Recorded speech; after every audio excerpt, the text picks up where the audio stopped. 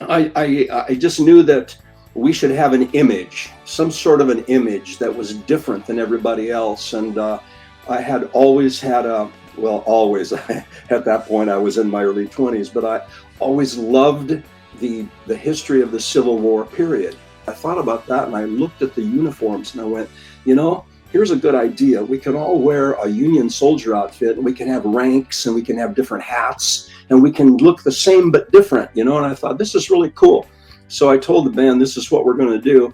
And the word Union was in soldier, Union soldier. And I grew up in Yakima Valley, Union Gap. And I went, Union, that's it, Union Gap. We're going to be called the Union Gap and wear Union soldier outfits. And they laughed for days. They just thought it was the dumbest thing you ever heard. So, well, who's laughing now? Because obviously it certainly paid off. It worked. It was, you see, there was a guy in Columbus, Ohio, who was a Civil War historian. I'm kind of jumping ahead of the whole story, of course, but he was a program director and a disc jockey.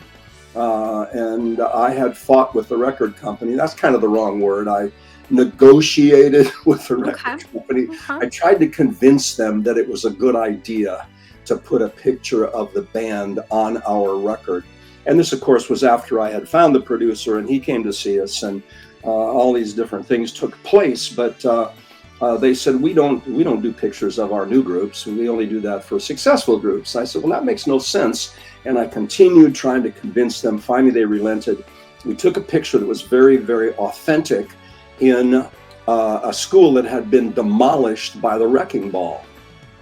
It was in the gymnasium, in the auditorium, that was just all, we were all positioned kind of on the stage, and all the lumber was all over the place, and it was really a wreck, you know, and it looked like we were fighting a war. So this guy who was a disc jockey program director saw it, and he said, this picture, it was done in sepia tone, by the way. You know sepia tone?